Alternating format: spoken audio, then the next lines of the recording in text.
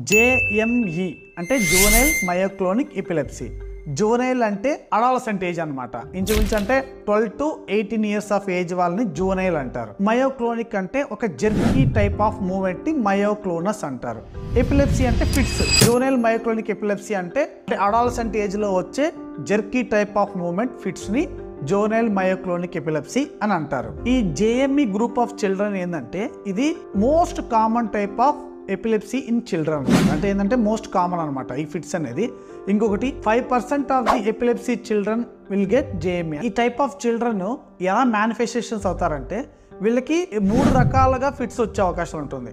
ఇప్పుడు మిస్కన్సెప్షన్ ఏంటంటే ఫిట్స్ అంటే ఓన్లీ కాళ్ళు చేతులు కొట్టుకునేది మాత్రమే ఫిట్స్ అనుకుంటారు.